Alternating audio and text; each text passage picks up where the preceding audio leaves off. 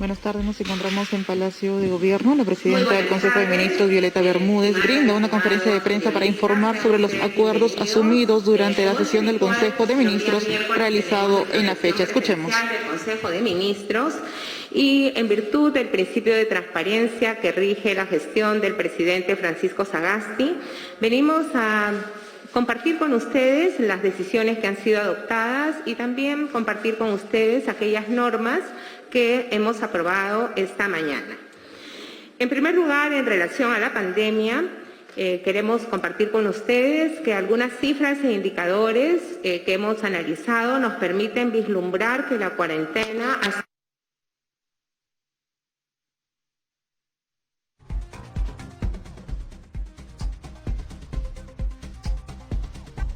Pero vemos ahí a la presidenta del Consejo de Ministros, Violeta Bermúdez, acompañada por la ministra de Salud, Pilar Macetti. Es una conferencia que se da luego de la sesión habitual del Consejo de Ministros. Recordemos que ellos han anunciado 3 conferencias. Los días lunes de ministros, que lo hace el ministro de Cultura, acompañada por la ministra Claudia Cornejo de Comercio Exterior.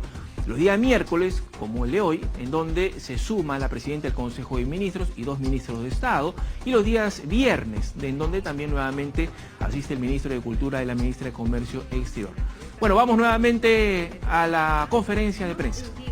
Una reducción en la movilidad de las personas de un aproximado de 37%. Igualmente, las cifras que ofrecen los motores de búsqueda en Internet confirman la reducción en la movilidad en todas las zonas que han sido declaradas en riesgo extremo.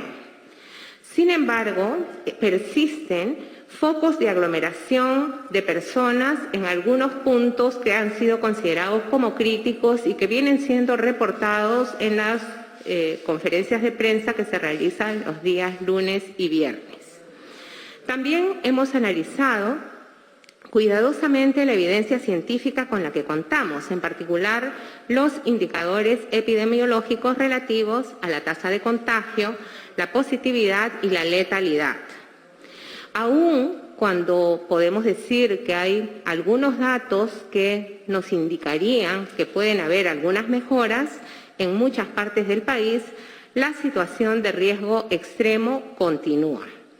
En tal sentido, en el Consejo de Ministros hemos acordado prolongar por 14 días las medidas dispuestas para las zonas de riesgo extremo. Sin embargo, también hemos podido hacer una evaluación en lo relativo a la focalización de estas medidas. Hemos considerado la información que contamos, pero también hemos estado escuchando cuidadosamente las opiniones de diversos especialistas y por ello estamos en condiciones de tomar esta decisión ubicando a las zonas de riesgo a nivel provincial. Ustedes recordarán que el 31 de enero nosotros comunicamos los departamentos que se encontraban en situación de riesgo extremo. Hoy día estamos en condiciones de presentar esta información a nivel provincial. Luego de la evaluación realizada, entonces, en estos primeros 10 días de esta medida, tenemos como resultado que en este momento en el Perú existe 32 provincias en situación de riesgo extremo. Ustedes van a recibir la relación de estas provincias, sin embargo, serás adelanto. En Amazonas, Utcubamba. En Arequipa, Camaná, Islay y Cayoma. En Ayacucho, Huamanga. En Cajamarca, Cutervo. En Cusco, las provincias de Canchis y La Convención. En Huancavelica, Huancavelica. En Ica, Chincha, Pisco. En Lima, Lima Metropolitana, Callao, Huaura, Cañete, Barranca y Huaral. En Junín, Huancayo, Tarma, Yauli, Chanchamayo. En Tacna, la provincia de Tacna. En Huánuco, la provincia de Huánuco. En Puno, la provincia de Puno. En Ancash, la provincia de Santa. En Apurímac, Abancay. En Pasco, la provincia de Pasco. En Loreto, las provincias de Maynas y Ramón Castilla, y en Moquegua, la provincia de Hilo. Entonces, como ustedes verán, hemos podemos concentrar mejor estas medidas de cuarentena diferente que hemos venido aplicando en estas 32 provincias. Recordemos que las medidas en general son de inmovilización social permanente, aunque existe la posibilidad de realizar las actividades que están en la disposición que aprobamos a finales del mes pasado. E igualmente las personas tienen la oportunidad de poder salir a comprar, abastecerse de sus alimentos, de los alimentos, poder continuar funcionando el delivery, todas las medidas que ya conocemos, y podemos salir también una hora para caminar o pasear cerca a nuestros domicilios. Una noticia alentadora, por ejemplo, es que Madre de Dios en todas sus provincias ha mejorado en sus indicadores y, por lo tanto, ahora está calificada como en situación de riesgo moderado. Todas las medidas que se han adoptado van a regir a partir del lunes 15 hasta el 28 de febrero. Recordemos que ahora estamos todavía con los 8 departamentos y la provincia constitucional en situación de riesgo extremo. A partir del día lunes 15 de febrero empieza a aplicarse las normas a nivel provincial. La buena noticia de la semana es que hemos iniciado el proceso de vacunación y hasta el momento el Ministerio de Salud reporta a más de 7.000 personas que han sido vacunadas. Recordemos, son personas de nuestro cuerpo de salud. Ya nuestra ministra de Salud, la doctora Pilar Macetti, nos va a ampliar al respecto. Pero también esta mañana hemos recibido una buena noticia de parte de uno de los laboratorios con los que hemos contratado también la adquisición de vacunas.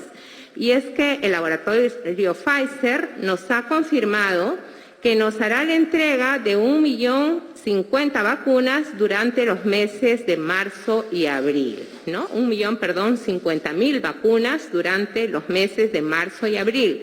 Recordemos que nos habían ofrecido entregar en el mes de marzo 250.000 vacunas y en abril 400.000. Ahora, en el mes de abril, nos entregarían 800.000 vacunas, con lo cual vamos a tener más vacunas para avanzar en este proceso. En otro orden de cosas, hemos aprobado en el Consejo de Ministros las siguientes normas. En coordinación y a solicitud del Gobierno Regional de Puno y en coordinación con INDECI, hemos aprobado la declaratoria de emergencia de los distritos de Coata y Vilque de la provincia de Puno, ello como consecuencia de las intensas precipitaciones que han producido los desbordes de los ríos Vilque, Chayamayo, Escacha, Conaviri, Upinamayo y Coata, afectando viviendas, infraestructuras de servicios básicos, viales, defensas ribereñas y áreas de cultivo. Con el establecimiento de estas medidas, las autoridades regionales y locales recibirán un apoyo complementario de los diversos sectores del nivel nacional. Asimismo, hemos aprobado 2 decretos de urgencia que plantean medidas complementarias y que contribuirán a la reactivación económica a través del financiamiento a la micro y pequeña empresa del sector turismo para la reducción del impacto de la COVID-19, así como la creación del programa de apoyo empresarial a las micro y pequeños empresarios para la reducción del impacto de la COVID-19. El ministro de Economía, el señor Waldo Mendoza, que se encuentra con nosotros, también dará más detalles sobre estas normas. Igualmente, hemos aprobado una guía que promueve el uso temporal de espacios públicos colindantes a restaurantes y servicios afines autorizados, así como también a establecimientos culturales y de arte. En alianza con los gobiernos regionales y locales, buscamos potenciar el uso de los espacios públicos, haciéndolos más democráticos, pero también con el propósito de reducir las aglomeraciones y contribuir a mejorar la salud mental de las personas y además de aportar al dinamismo de la economía. La pandemia también nos ha dejado algunas lecciones y una de ellas es que debemos buscar lugares abiertos donde podemos relacionarnos sin correr riesgo como lo hacemos en lugares cerrados y sin ventilación. Entonces, esta guía va a ser aplicada en trabajo directo con las municipalidades particularmente.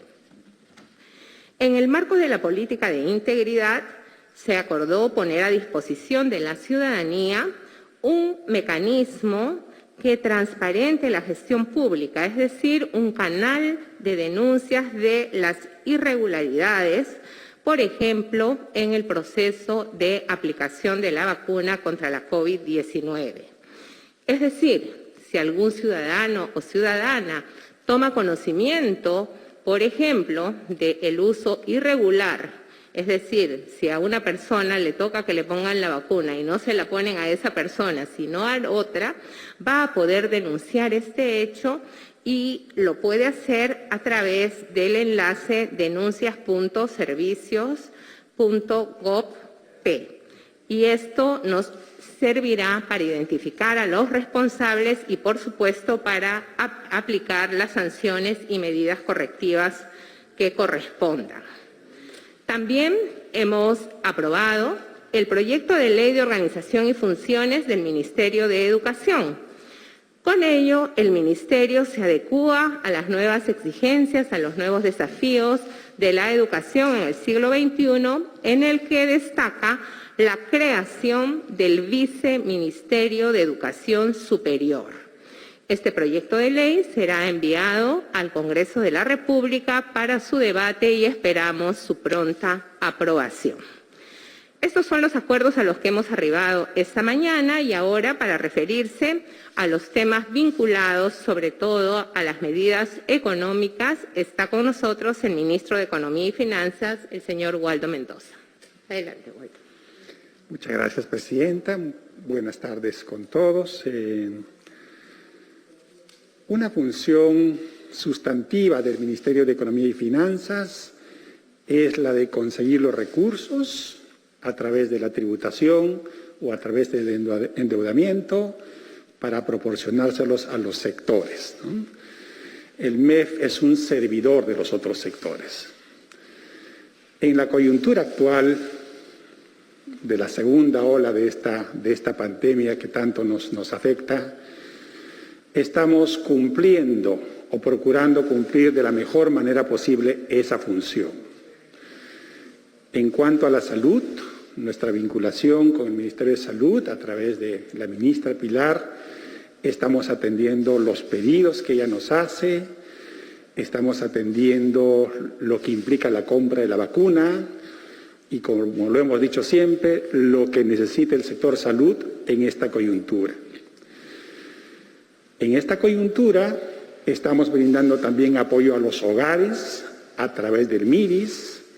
El MIDIS, como ustedes saben, ha diseñado un mecanismo de apoyo monetario a las familias. El MEF ha proporcionado esos recursos. Estamos pensando también en los trabajadores que están siendo afectados por la pandemia y por estas medidas de una cuarentena diferente, y estamos trabajando también con el Ministerio de Trabajo para diseñar medidas de política en apoyo a los trabajadores. En esta ocasión, en este Consejo de Ministros, hemos discutido y aprobado medidas de apoyo para las empresas, pero no para todas las empresas, porque no tenemos recursos para atender a todas las empresas. Las empresas medianas y grandes tienen espaldas financieras que les permiten apoyarse en sí mismas, pero las pequeñas y microempresas sí están en problemas y hoy día hemos aprobado 2 decretos de urgencia para apoyarlas, ¿no? El primer decreto de urgencia tiene que ver con el Fondo de Apoyo Empresarial para el Turismo, el FAE Turismo. FAE Turismo tiene a su disponibilidad 200 millones de soles, pueden apalancar con esa suma 800 millones de soles, ya está funcionando. Lo que hemos hecho hoy día es solucionar un problemita práctico. Las empresas que acuden a usar el FAE Turismo pueden hacerlo a través de bancos que se prestan de COFIDE o directamente a través de los bancos. Suele pasar que a veces hay bancos que pueden ofrecer un crédito más barato que el que ofrece COFIDE. En este decreto de urgencia estamos dando la oportunidad a que las empresas puedan prestarse directamente a los bancos cuando consideren que este crédito es más barato. Una medida más comprensiva, más grande, es el decreto de urgencia del Programa de Apoyo Empresarial a las Pequeñas y Microempresas, el PAE-MIPE. El Ministerio de Economía y Finanzas ha puesto un fondo de 2.000 millones de soles para que estos 2.000 millones de soles sean canalizados o bien a través de COFIDE o bien a través de los bancos. ¿Para quiénes serían los destinatarios de este crédito?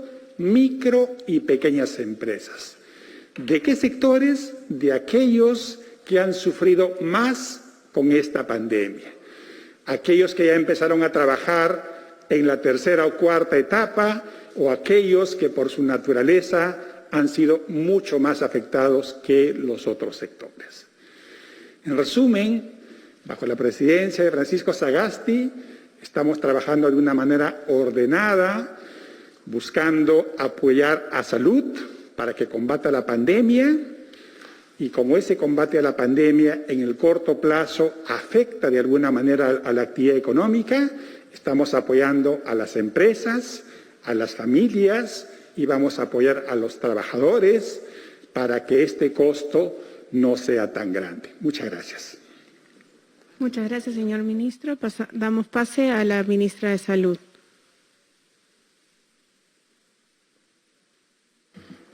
Muy buenas tardes con todos y con todas. Este último domingo hemos recibido 300.000 dosis de vacuna de emergencia del laboratorio Sinopharm para combatir esta infección por el coronavirus 19 como parte del contrato inicial 1 millón de dosis. Estas 300.000 dosis corresponden a la protección de 150.000 personas, específicamente aquellos que nos cuidan y son parte del sistema de salud.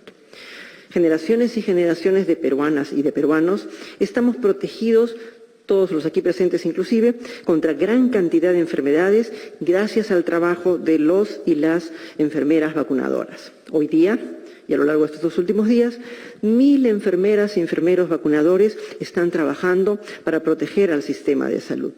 Ellos y ellas protegen a todos los que en este momento están listos para vacunarse. 141.367 trabajadores asistenciales para comenzar. La próxima semana, apenas nos anuncien su llegada al país, vamos a disponer de otras 700.000 dosis para vacunar, con lo cual vamos a tener una cobertura completa de trabajadores también administrativos de servicios y aquellos que están vinculados con el trabajo en salud, por ejemplo, los trabajadores de limpieza, de vigilancia de algunas empresas que trabajan en los diferentes establecimientos. Un poco para tener una idea de este proceso, se han establecido 54 puntos de distribución a nivel nacional. Hay 19 en Lima Metropolitana y el Callao, donde se están entregando 71.000 dosis, y 35 en las regiones, donde se están entregando 79.000 dosis. La vacuna se ha trasladado desde el lunes 8, el martes 9 y hoy día miércoles en este momento a todas las direcciones de redes integradas de Lima, a las direzas y jerezas en las diferentes regiones. Este traslado por vía aérea ha sido hecho por nuestras Fuerzas Armadas y la seguridad que ha acompañado a esto y la seguridad local ha sido hecha por nuestra Policía Nacional. A ambas instituciones queremos agradecerles por el resguardo, por compartir con nosotros esta ayuda. La distribución de la vacunación por cada uno de los subsectores, también para que tengamos una idea de cuántos estamos involucrados en cada uno de los subsectores, 98.000 trabajadores asistenciales, tanto del MINSA en Lima como de los gobiernos regionales.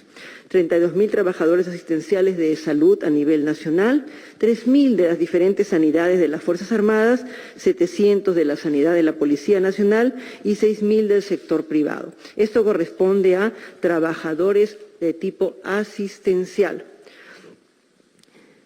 La primera dosis se administra a trabajadores de 18 a 65 años inclusive. Se hace en los establecimientos que tienen o bien una UCI o bien hospitalización, tanto para la atención COVID como no COVID, para poder proteger a la mayor cantidad de personas. Incluye el tercer nivel, el segundo nivel y los establecimientos 1-4 del primer nivel. Se va a vacunar a todos los servicios asistenciales que tengan, siguiendo el padrón nominal que se ha establecido por cada uno de los subsectores. Este padrón, las personas que forman parte de este padrón de cada subsector fueron entregados por sus mismas autoridades, se integraron en uno solo y el día viernes 5 fue entregado el padrón a la Contraloría. Tenemos que agradecer el acompañamiento de la Contraloría, ya que gracias a este acompañamiento nosotros hemos podido trabajar con ellos al pie, nos han hecho muchas sugerencias importantes, nos han hecho ver si había algún riesgo y además ellos a nivel nacional están acompañando el proceso de vacunación de tal manera que todos sepamos qué persona está siendo vacunada y no vaya a ocurrir algunas veces la desesperación de las personas, puede hacer que se quiera cambiar una persona por otra, pero aquí tenemos que seguir un poco todo nuestro ordenamiento. En realidad en nuestro país es la primera vez que vamos a tener un listado actualizado único de todos los trabajadores de salud, de todos los subsectores integrados en uno solo, los públicos, los privados, a nivel del MINSA, los gobiernos regionales, salud, las sanidades, de la policía y de las Fuerzas Armadas, inclusive los privados, todos vamos a estar juntos. Esto no ha sido fácil. Hay inconsistencias, hay errores que van a tener que corregirse a lo largo de los días. Si alguna persona no ha sido considerado, aquellas personas que se encargan de la vacunación y las autoridades del establecimiento nos están informando para ir resolviendo poco a poco cada una de estas inconsistencias. Lo importante es que creo que este es un primer paso que nos muestra que es tan importante tener un solo sistema de salud, que todo el mundo hable el mismo lenguaje y que todos nos registremos de la misma manera para poder tomar decisiones. En estos 2 días de vacunación ya tenemos 7.268 trabajadores asistenciales, hasta las 2 de la tarde del día de hoy, 7.268 trabajadores, y esto gracias a nuestros 1.000 vacunadores. Hasta el momento no ha habido ningún evento adverso serio en estos 2 días. La próxima semana vamos a poder nosotros completar la vacunación a todos los integrantes de cada uno de los subsistemas, es decir, los administrativos, los de servicio y las empresas que trabajan al interior de los establecimientos de salud, aquellos trabajadores que son parte del sistema de salud pero están en trabajo remoto. Igualmente vamos a poder completar los establecimientos 1.1, 1.2 y 1.3. En realidad, no ha sido muy fácil integrar este padrón, pero estoy segura que esta experiencia nos va a permitir a todos nosotros poder avanzar mucho más. También es importante destacar que con la presencia de dosis adicionales de vacuna vamos a poder avanzar mucho más todavía en lo que es la primera fase de vacunación. Nuestro interés es que podamos tener a lo largo de este mes de febrero, estas 300.000 dosis que estamos aplicando, estamos esperando que nos digan en qué momento están llegando las 700.000 dosis que nos han ofrecido para completar el 1.000.000 de Sinopharm. Tan pronto tengamos la fecha exacta, les avisamos y con esto vamos a poder cubrir el resto del sistema de salud y poco a poco con las llegadas de los otros envíos vamos a poder ir cubriendo toda la otra parte de la primera fase. Muchas gracias. Muchas gracias, señores ministros. Pasamos entonces a las preguntas de la prensa. La primera es de Carla Ciesa, de TV Perú.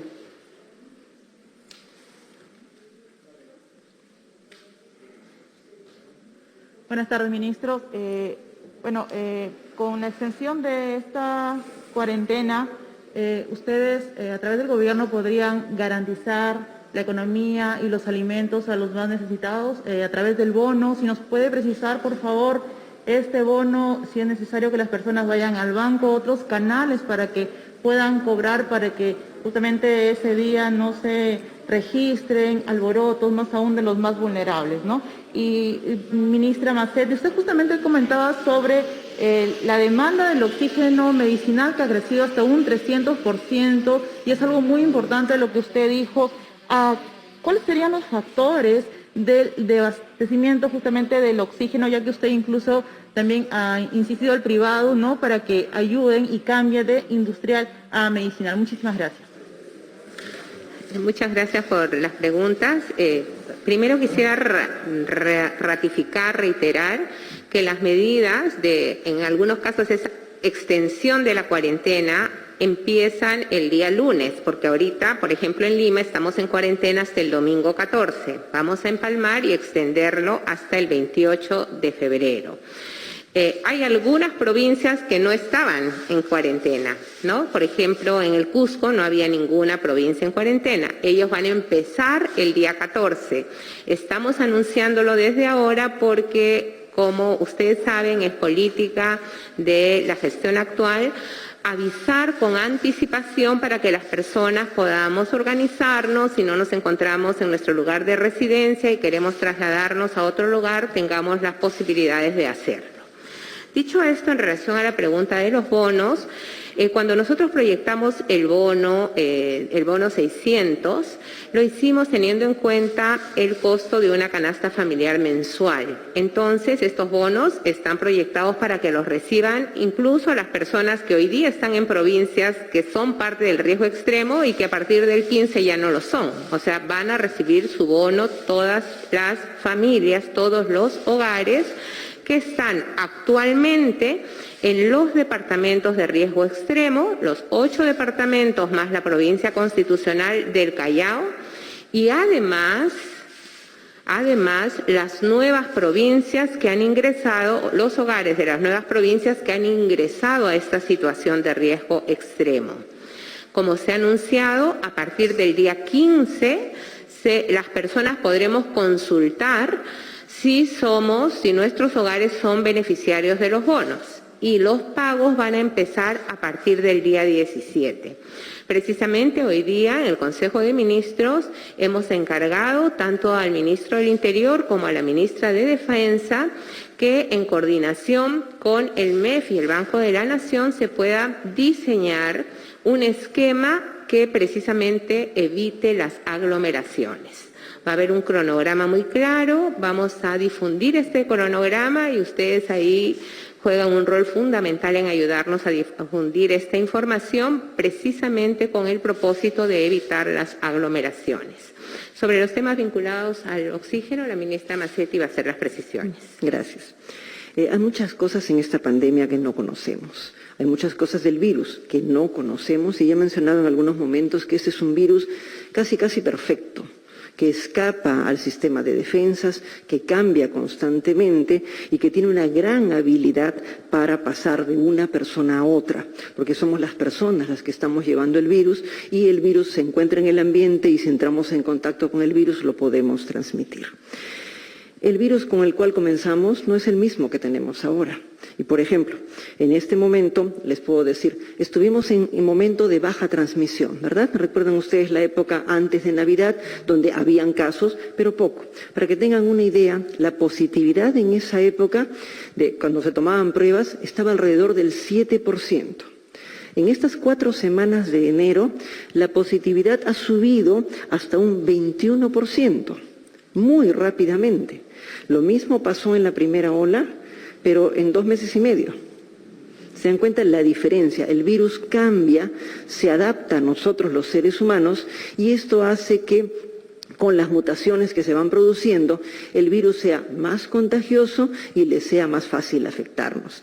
Esto significa que el cálculo inicial que hicimos de oxígeno, lo que teníamos, pensábamos que podía doblarse, se ha triplicado. O sea, tenemos un 300% de incremento. En este momento, el cálculo que hemos hecho de necesidad de oxígeno, siempre hay un pequeño porcentaje de reserva que está incluido dentro de esta necesidad, es 510 toneladas al día. En este momento, teniendo en cuenta lo que estamos subiendo de equipos de alto flujo, hemos hecho cálculos para los ventiladores que van a venir y demás, 510 toneladas al día. El oxígeno que producen las 104 plantas de oxígeno, hemos hecho ya también, dicho sea de paso, un levantamiento finalmente a nivel nacional de todas las plantas que hay por diferentes vías, las que han sido donadas, compradas, las que ya habían, las que se han reparado, todo lo que hemos podido encontrar, 104 plantas. Y si tenemos en cuenta también la adquisición que hace el Ministerio de Salud regularmente, más lo que se previó por este incremento al 200%, tenemos 400 toneladas al día.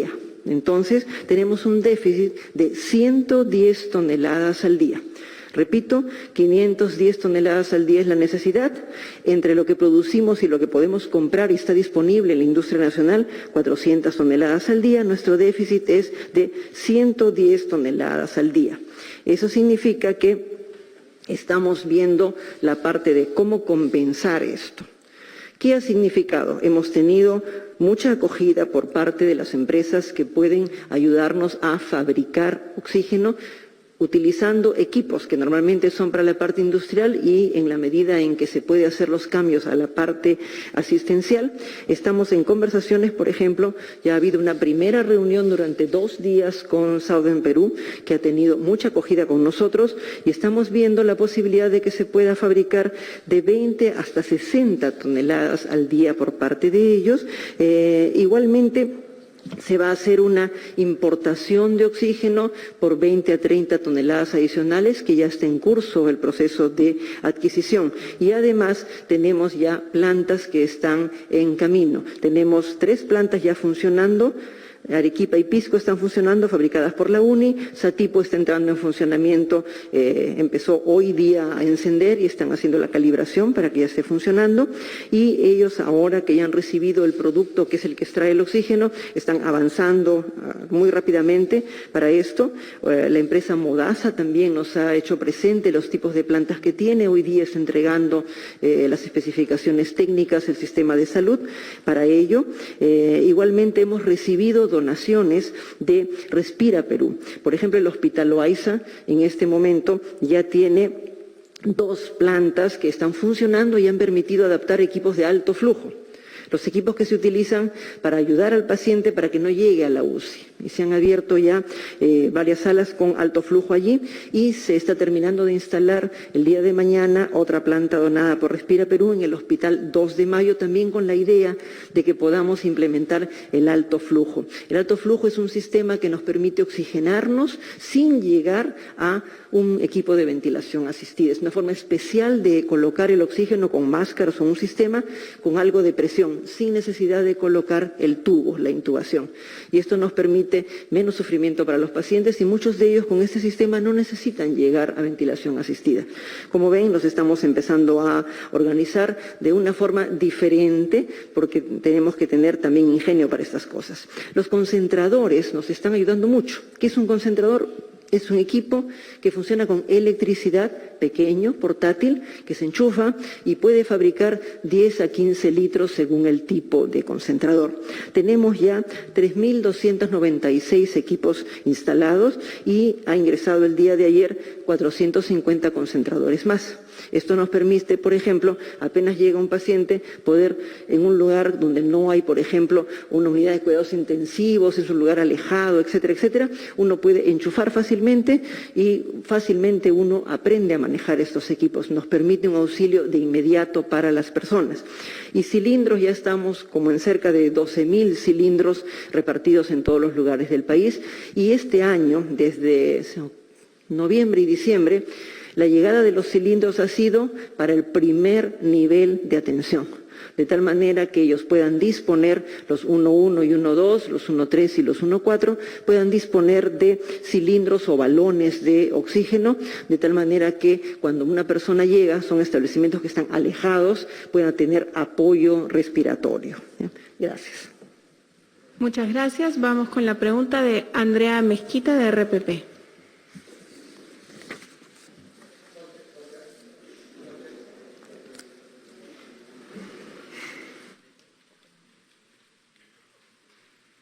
¿Qué tal?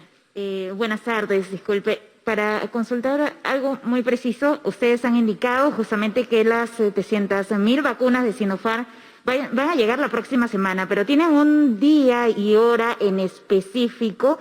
Y con respecto al desabastecimiento del oxígeno medicinal, han indicado que van a importar oxígeno. Sin embargo, estamos viendo de que de todas maneras hay un déficit que queremos saber si es que realmente con estas importaciones y con todo lo que están tratando de hacer, se va a poder cubrir el total de déficit de oxígeno. Además, queremos consultarle con respecto a si han considerado hacer un nuevo sinceramiento de cifras de contagios y de muertos por la COVID-19, debido a que existen pues distintos registros epidemiológicos, proyecciones que indicarían que incluso habría más muertos por la pandemia. Gracias.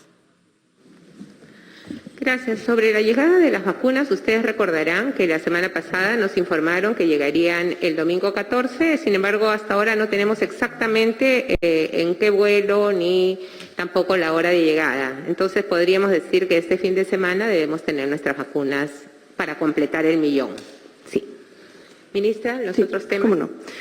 Como ustedes saben, hay un grupo de plantas que se están fabricando en la Universidad Nacional de Ingeniería y hay un grupo de plantas que una empresa, Modasa, nos ha ofrecido también.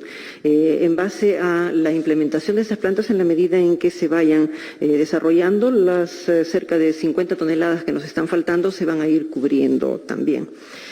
Con respecto a la cifra de fallecidos, ya no hacemos regularizaciones, creo que lo he dicho varias veces, no hacemos regularizaciones cada 15 días, ahora las hacemos todos los días. Si ustedes se fijan en la hojita que publicamos, allí figura constantemente tantas cifras de personas de tantos días. Igualmente, si ustedes entran a la sala situacional en la página web del Centro de Control de Enfermedades, Centro de Control de Enfermedades, ponen CDC Minsa y les sale. Entran ustedes a lo que se llama la sala situacional. La sala situacional tiene una serie de gráficos que pueden resultarles interesantes también para muchos otros aspectos, inclusive por provincias, por región, por distrito, y se hace un análisis mucho más detallado. Allí desde el año pasado, no recuerdo exactamente qué mes, nosotros estamos colocando las cifras completas, es decir, colocamos una columna de personas fallecidas con prueba, otra columna de personas fallecidas que no tienen prueba, pero que el cuadro clínico, las características clínicas hacen pensar que sean por COVID, columna de sospechosos, y colocamos la cifra final, que es la cifra del SINADEF.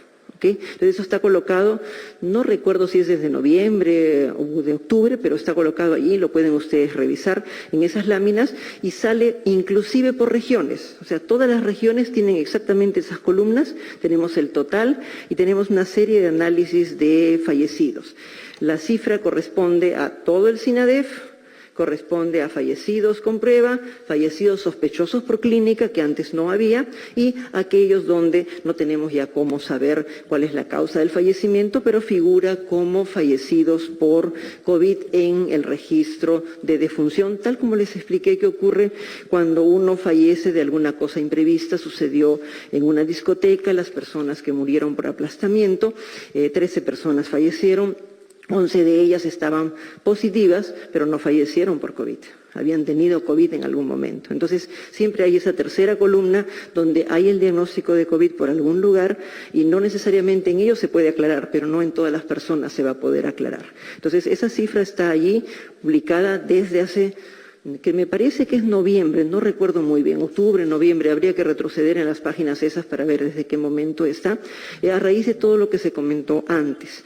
Igualmente, tenemos que recordar que en esa página pueden encontrar un análisis de fallecidos por regiones, fallecidos por edades, fallecidos por costa, sierra y selva, rural, urbano. Hacemos todo un análisis de los diferentes componentes de fallecimiento que puede haber en nuestro país. Gracias. Muchas gracias, señora ministra. Vamos con la pregunta de Romina Rossi, de ATV.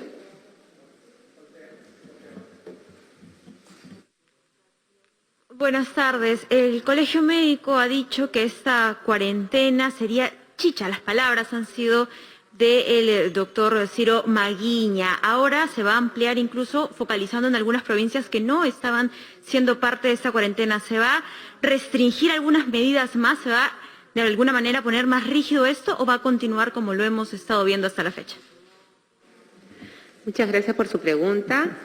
En principio va a continuar tal como ha venido funcionando, porque como les reportábamos inicialmente, sí hay variaciones en la movilidad, menos gente se está moviendo, sí reconocemos que hay algunos puntos, algunos focos de aglomeración, pero ya los tenemos identificados, sobre todo en las ciudades, en las partes urbanas de los departamentos. Como ahora vamos a tener un seguimiento provincial, vamos a poder coordinar mucho mejor también con las autoridades locales para tomar medidas respecto de esas aglomeraciones de personas, esos puntos donde se producen las aglomeraciones. Vamos a sacar la norma que precisa los lugares. Yo les he leído las provincias que estarían en riesgo extremo, pero les debo decir también que hay algunas provincias que pasan de un riesgo alto a riesgo muy alto. No son muchas, son 15 de los departamentos de La Libertad y Lambayeque, ¿no? Que no es del caso en este momento leerlas, pero que les alcanzaremos la información. A estas provincias, por ejemplo, que pasan a muy alto, todas las medidas que son para ciudades de riesgo muy alto se les van a aplicar a partir del día lunes por 14 días. En el caso de ciudades como Lima, que vamos a continuar con esta cuarentena, que nosotros denominamos cuarentena diferente, que como ustedes se lo hemos explicado a la ciudadanía, lo hemos hecho con el propósito de que las personas podamos salir, adquirir los bienes que necesitamos para abastecernos, pero también que pueda continuar funcionando algunas actividades esenciales. En promedio, durante la semana, hay menos movilización de personas, pero hay zonas donde las personas lamentablemente no están cumpliendo con las reglas y por eso aprovechamos esta oportunidad y le agradezco su pregunta para invocar a la ciudadanía que por favor tratemos de movilizarnos lo menos posible. Solo salir para lo esencial. Si salimos a nuestro puesto de trabajo porque, por ejemplo, trabajamos en un restaurante y hacemos delivery, tratemos de llegar a nuestro punto de trabajo, cumplir nuestra labor y retornar hasta nuestros domicilios. Evitar esas zonas donde hay aglomeración de personas porque, ya lo dijo la ministra de Salud, la enfermedad se transmite a través de las personas. Cuanto menos circulemos, vamos a lograr mejores resultados. Si todas las personas cumplimos la cuarentena diferente, solo salimos que queremos caminar, tomar un poco de aire, tomar un poco de sol, ahora, por ejemplo, aquí en Lima, que estamos en verano, hagámoslo dentro de una hora y miremos por nuestra ventana, por la puerta, qué hora hay menos gente para no toparnos con otra. Siempre con el uso de la mascarilla, limpiándonos, lavándonos con frecuencia las manos o utilizando el alcohol y guardando la distancia de al menos 1,5 metros entre las personas.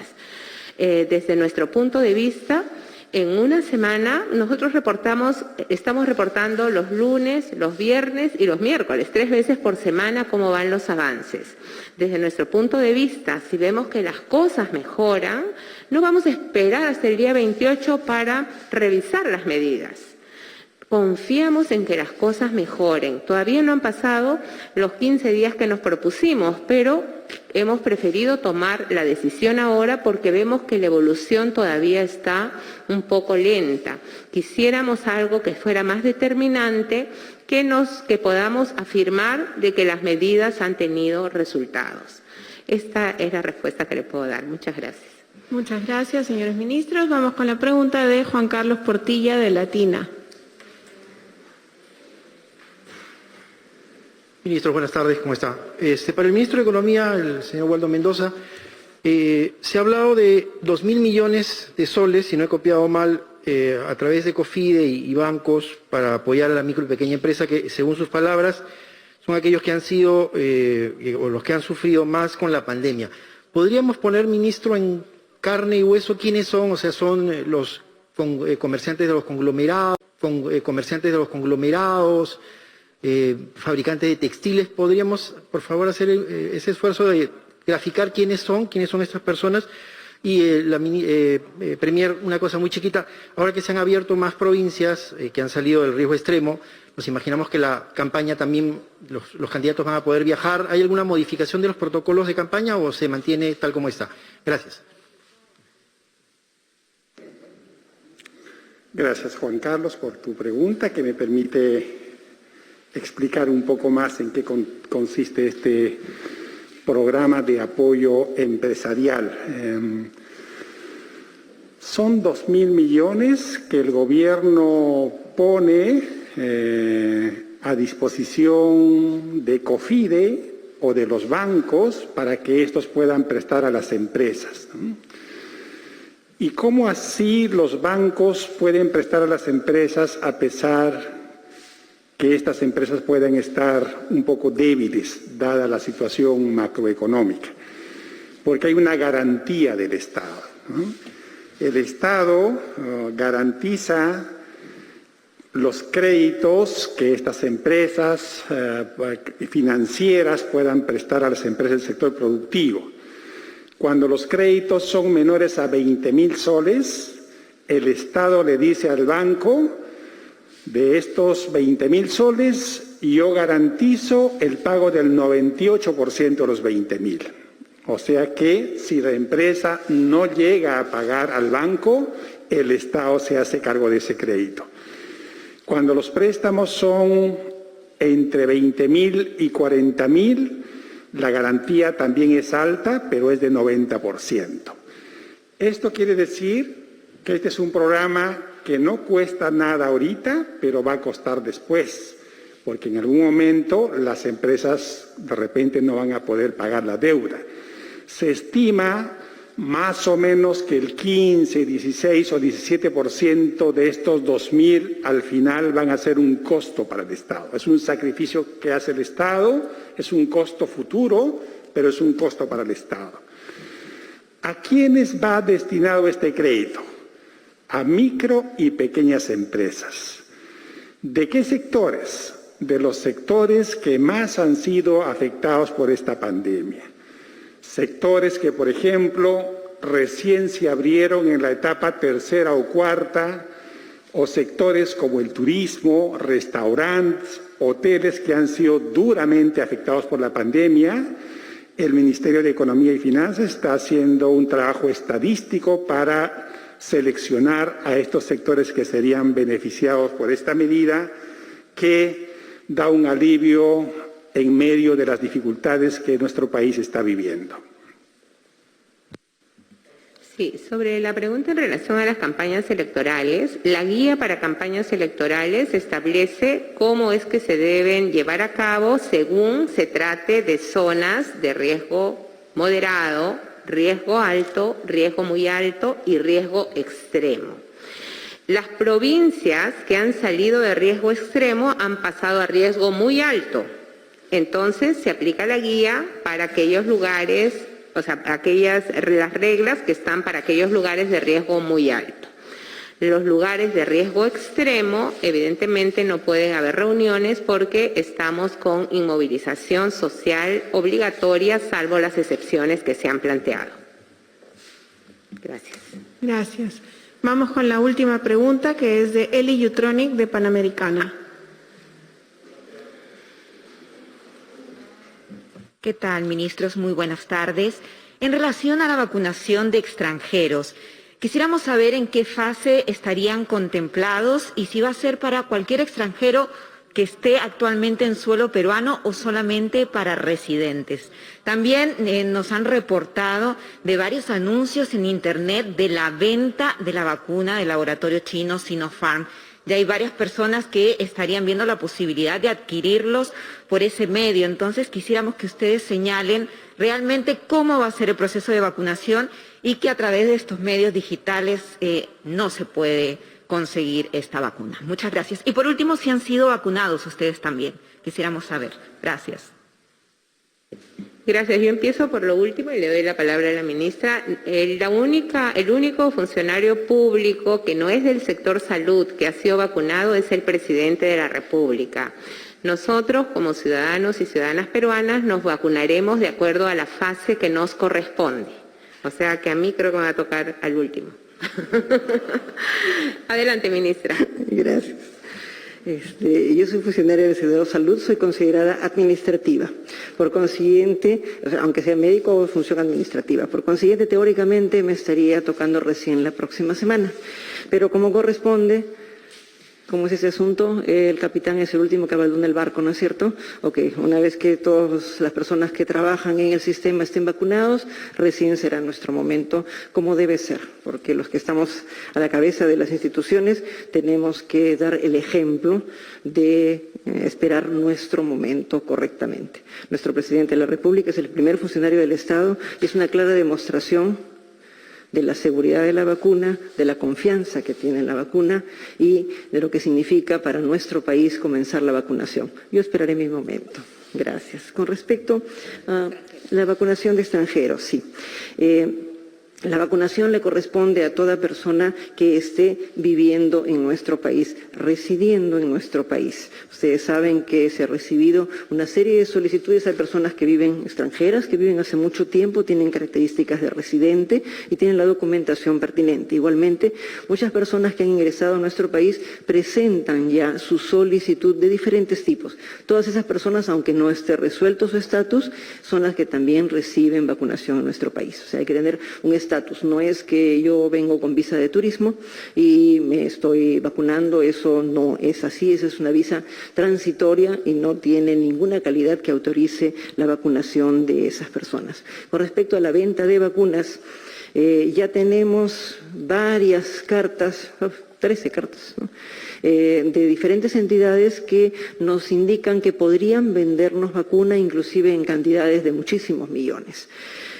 Como corresponde, hemos procedido a hacer dos cosas. Primera cosa, preguntar a los laboratorios que fabrican las vacunas si tienen algún tipo de representantes.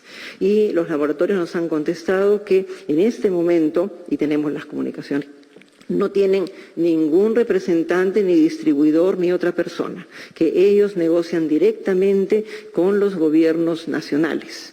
Y igualmente hemos procedido a revisar las características de las entidades que nos ofrecen el vendernos la vacuna, que tienen que estar registradas como entidades que pueden dedicarse a la comercialización de productos biológicos, y esto no es así. Es más, si ustedes revisan, por ejemplo, el laboratorio AstraZeneca, independientemente de las cartas que nos han enviado, se puede encontrar muy fácilmente la página web de AstraZeneca de México, que está en español y que está rápidamente, uno entra y está colocado directamente. Y ahí hay una indicación de que ellos no tienen ningún distribuidor, no tienen ninguna venta, hacen una serie de observaciones y más aún dicen, cualquiera que esté ofreciéndolo, en realidad debieran ustedes denunciarlo porque es muy probable que sea una estafa. Está escrito en español y está escrito, uno pone AstraZeneca México, entra rápidamente a la página y en la parte superior está colocado para que todos puedan acceder.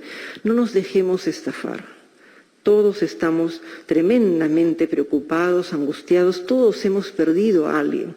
El mismo día en que hemos recibido la vacuna, nosotros hemos perdido una funcionaria que hacía un trabajo increíble realmente en la Dirección de Emergencias y Desastres. Todos hemos perdido a alguien, pero no debemos perder la perspectiva. Justamente por todas las personas que hemos perdido, lo que tenemos nosotros que hacer es cuidarnos y cuidar el sistema. La vacuna tiene una ruta. La vacuna que ofrece el Estado, porque es su responsabilidad, es la vacuna que tiene todas las seguridades que se puedan tener. Y es una vacuna que sigue una ruta donde todos estamos involucrados. Por consiguiente, todos tenemos que ser fuertes y todos tenemos que estar alerta para el momento en que nos toque nuestra vacunación. No nos dejemos sorprender y mucho menos pensemos que una vez que estamos vacunados ya somos indestructibles. No es así. La vacuna es una parte. Nos ayuda a resistir mejor la enfermedad, nos ayuda para no hacer las formas más graves de la enfermedad, pero el virus está en las personas y yo puedo llevar el virus en mi mano y puede hacer que no me afecte a mí, pero si yo toco a otra persona voy a tener la posibilidad de hacerla enfermar. Por eso decimos que vacunarnos es también un acto de amor, ¿verdad? Nos vacunamos porque queremos a la gente alrededor nuestro. Gracias. Sí, quiero aprovechar la última pregunta para asegurarles, en nombre del presidente Francisco Sagasti, que las vacunas en el Perú son gratis y es deber del Estado peruano vacunar a toda su población. Por eso, más allá de los compromisos que ustedes saben, ya tenemos acordados con Sinopharm, con Pfizer, con COVAX Facility, nosotros seguimos negociando, seguimos tratando de garantizar el número de vacunas necesario para que toda la población peruana pueda ser vacunada a lo largo del presente año.